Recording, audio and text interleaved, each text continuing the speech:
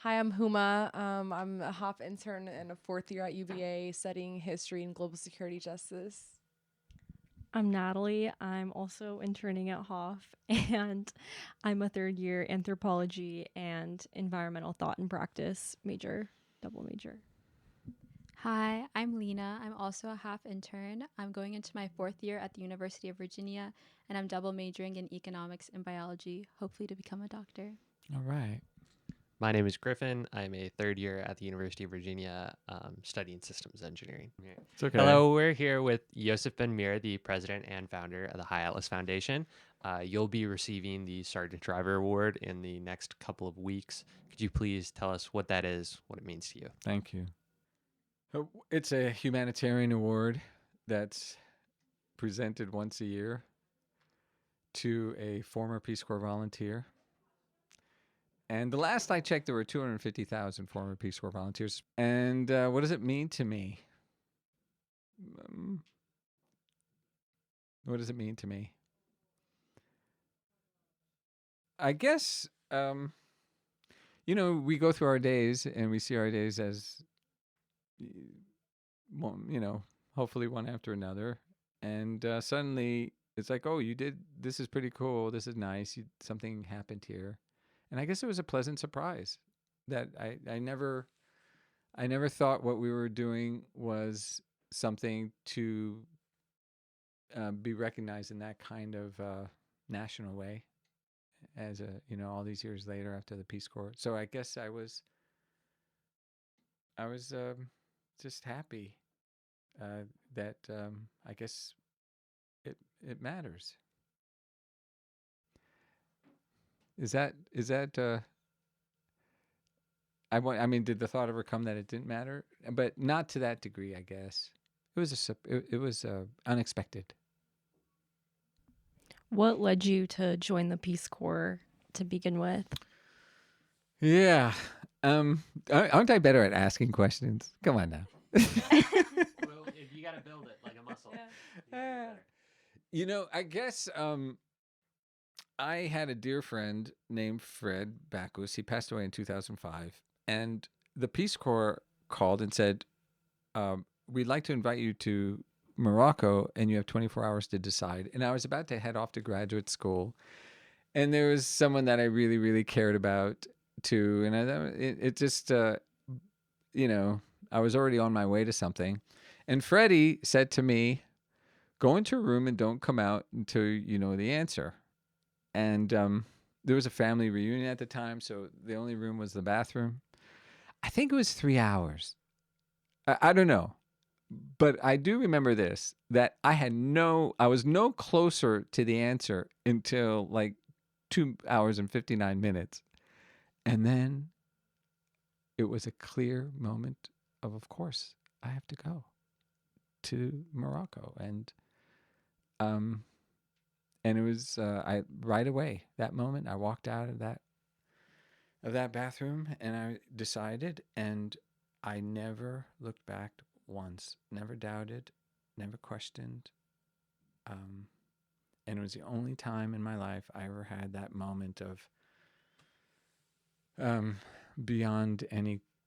So no matter what happened to me in the Peace Corps, no matter what experience, no matter what I was going through, the thought of quitting never occurred to me, not once. It's occurred to me since, but not during that time. So what was the question? How did I? The question was, what led you to seek out the Peace Corps? It was in an the first act of place? faith, complete act of faith. Like, can you walk us through that thought process? Maybe like after graduation, like post grad, like what were you looking to do with your life? What were you thinking or having planned for yourself, or not having planned, that led you to seek out the Peace Corps? The Peace Corps as a possibility came after college, and I heard it from that same friend that I left behind.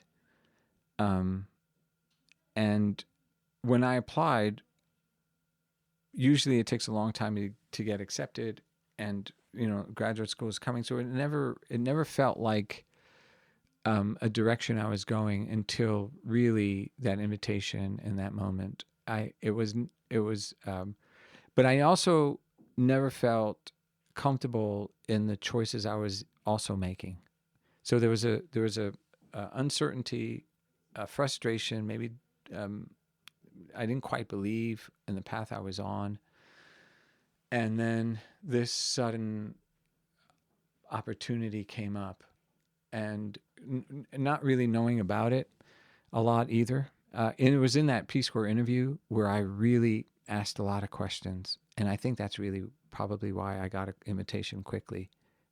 They just thought, I was trying to understand as best I could what it could be like, and but I really just chalk it up to hearing things from people I trusted. This dear friend suggesting it, Freddie telling me to, listen to yourself, find the quiet, and then, for whatever reason, lucky enough to follow that moment that I had, but unplanned. The other strange thing was the Peace Corps wanted economics majors, and I majored in something I did not like, and I didn't have the whatever it took to study maybe what I was more drawn to, and probably in the arts somewhere.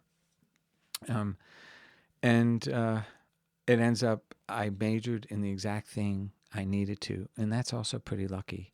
Who comes out of a major not wanting your major and so glad you ended up doing it because of this sort of thing? So honestly, I wish I could say I had a plan, or I just had the right people at the right time, and ultimately listening to myself. Do you have like a favorite memory from the Peace Corps, like a favorite experience, something that still sticks with you till today? Do you have this feeling that your 20s or early 20s, and you're in a cohort and you love everybody, and how many more times in life will that happen? It happens less and less. It happened in the Peace Corps. I just honestly loved the other thing was, an odd thing was, I think there was like 60 women and less than 10 men. And you know what happens in that situation? Griffin? You see, but you're alone. But we had 8 or 10 others. And what happens is you fall in total great friendship with each other. I just love them so much. And also, of course, everyone. And so my strongest memories are with them. I went straight into graduate school some days later after the 2 years of Peace Corps. And so I was a little early to leave. And my favorite memory will be, we spent 3 days together, day and night, before I was the first to sort of fly away. And I remember one dinner that we were laughing so much that no one could eat. Please just give us a second to take one spoon of food in our mouths, and we couldn't do it. And never having that ever since. The love of the fellow volunteers. The people, I can't, I'm going on now, but, I also went to a place Peace Corps has never been. Our counterparts of the national park never been. There was no expectation or that I would even be arriving in this municipality that was most distant from the city centers in the early 90s, which is a different time in Morocco. And so what that took to go there and be there and stay there and somehow get through was also something that I could never do again. And honestly, I'm not sure. And I also was lucky there to, get through. The national park community relationship is not a friendly one initially, and to sort of walk your way and get at the end of it, I was very, I learned so much, but glad to, get through. So your initial commitment to the Peace Corps was 2 years, as you just said. Here we are some 30 years later, something like that. Give us a little overview of how it is that you are still here in Morocco, doing a lot of the same, if not adjacent work. So when I came, it was His Majesty the King Hassan II, and then in 1999, our King Mohammed VI rose, and it became really a time for community, for development, and adjusting all sorts of thought in that direction, and it became a place for the high. Now, we were founded in 2000, just months after the king rose, and so we couldn't know that we were becoming in a context that's so enabling. But I think that's really what became so energizing, to see yourself in Morocco's chosen direction. And that this organization is so placed just where Morocco wants to be. And so everything, I sometimes think our best years were our early years, our best years of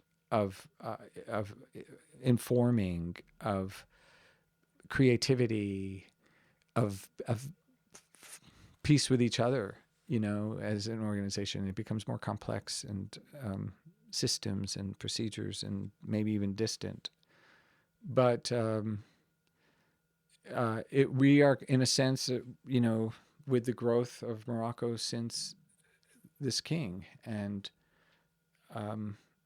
it's a complicated projectile, and there's worries along the way, and dissatisfaction along the way, and fallouts along the way. But here we still go, and so I often think that what High Atlas Foundation is, and his group visits us, and they're asking us what we think and what we've done, and what are your outcomes and inputs, and how much have you raised? And I always just, my mind very quickly goes to the fact that we are a reflection of this country, and our experiences flow from the overall Moroccan experience. Obviously, you've been working in the development field for a long time. Yeah. And we've just been here for 8 weeks, and I've already encountered some frustration with the field itself, just because there's so much you can control. Yeah. And how much pushback there is, and how fluctuating things are. So how do you deal with that, and how do you deal with the emotional turmoil of that day to day? It's not in isolation. So on the one hand, it's exactly what you describe, and it makes Morocco itself struggles with it, and even questions the whole model to begin with. It's so concerning. The king and others have felt that let's create a committee to question the whole thing. Even we're so progressive, we're so community, it's so participatory, we're so decentralized, we're trying everything, and yet it's not working. We need to rethink the entire structure. So Morocco, and one of the among the most scathing speeches I've ever heard of a head of state give toward one's government is, so we're all feeling it, and so we're not alone in that. That helps. That we're all sort of bewildered together. On the other hand, what we need to overcome it is also in place.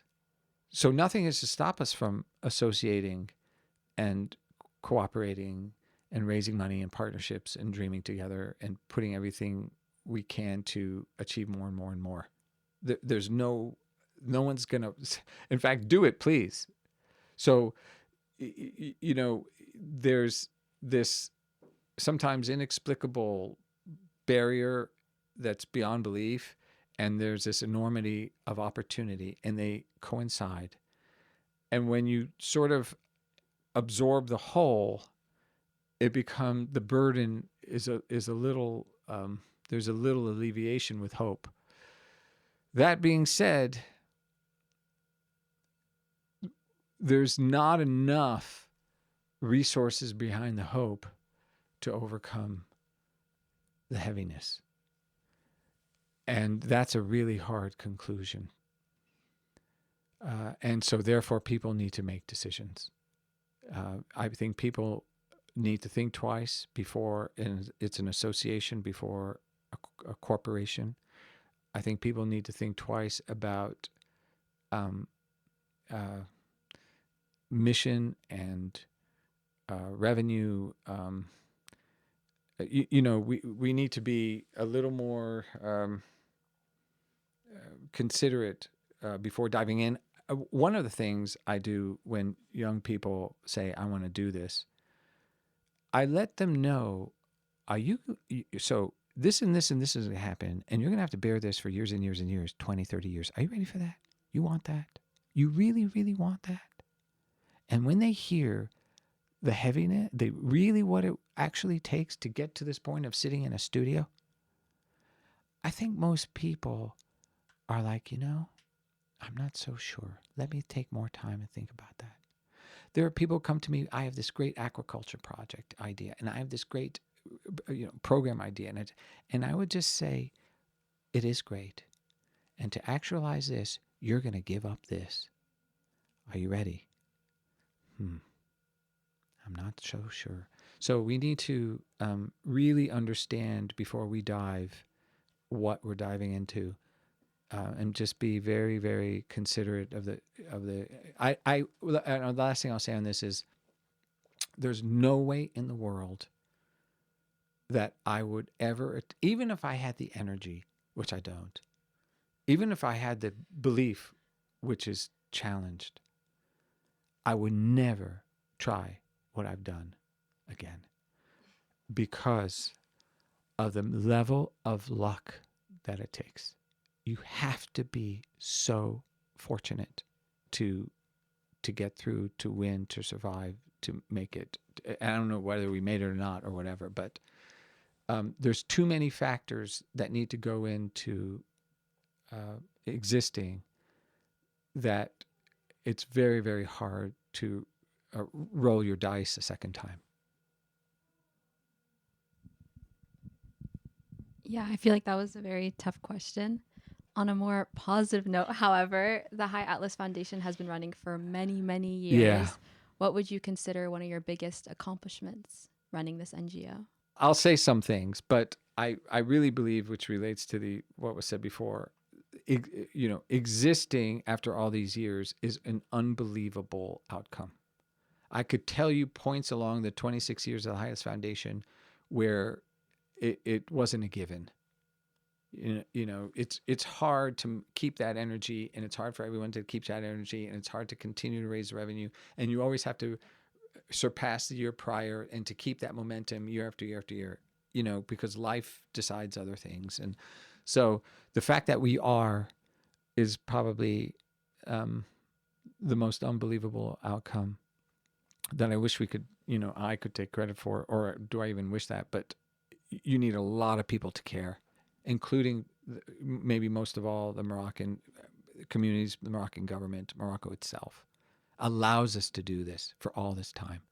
It's an unbelievable gesture on the part of all different levels of the country for us to operate in all regions across different sectors and ministries as we're able. I would say what it takes to implement activities in 40% of the rural municipalities in a relatively short amount of time, that takes decades prior to get to that point. We can't wake up today and say, we're going to implement activities in 500 rural municipalities and there's 1,200 in the country. You have to grow into that. And so if I say, well, it took 11 years to plant 1 million trees and we're doing several million every year, you know what that takes to get to that point of production? And now that we monitor them, and now that we're overlaying as well as we can women's empowerment in all places and launching everything in that, hopefully more and more in that way. So I guess I would say, when you look at the exponential growth of implementation of where we are today relative to where we started, you can see, even sometimes we feel we're not mattering. But if you just look at what we do every day and the numbers of people involved, it is kind of like boy, that was at a mountain we climbed. So that's what I would say. The level of the space of the impact. I think that map that you did, Griffin, kind of shows it. It's just spread across the country. Maybe do as a final question. Okay. You obviously, as you said at the beginning, you'll be receiving the Sargent Shriver Award. Yeah. Next couple weeks. You did mention that you'll be giving a speech, if I'm correct. Can you give us a little sneak peek of what you're going to talk about in your speech? You think I wrote it? Just what are Do the you think I'll ideas? ever write it? What are the ideas? What are you thinking about? I guess what I'm thinking about, one is, of course, an ode to Morocco, because Morocco is the beloved, and I'll always feel that. But I also, I'm not sure who will be there, but I imagine I'll be. My dad will be there. I know a writing colleague. Her name is Ellen Hernandez will be there. Ellen Paquette will be there. A high school friend, Andy Cohen, will be there. So I imagine I'll be looking at them and saying something about them, how critical they were, how special they are, and all those others out there. I think it's a moment to of saying that I was just in the right place at the right time because of all these people. And I hope that's come out. And that goes for Morocco too. Just somehow I was placed in a place that that is actually my Arabic origins, and suddenly I could speak to my grandfather after years of being here in Arabic, and found a place that wants my heart's call, and that's awfully lucky too. So a lot of appreciation will be coming forth, I'd say. Oh yeah. Thank you. Okay. Congratulations. So thank you. Bravo. Congratulations. Amen. Thank you, Ali. Congratulations. Thank you, everybody. Congratulations. All right. Thank you. There's like one sentence in Arabic that you feel like. مغرب هالنهار غادي نكون وغنطلع في واشنطن. مغرب غادي يكون في راسي، في قلبي، في فمي، في عينين ديالي، في دمي. مغرب هو كل شيء.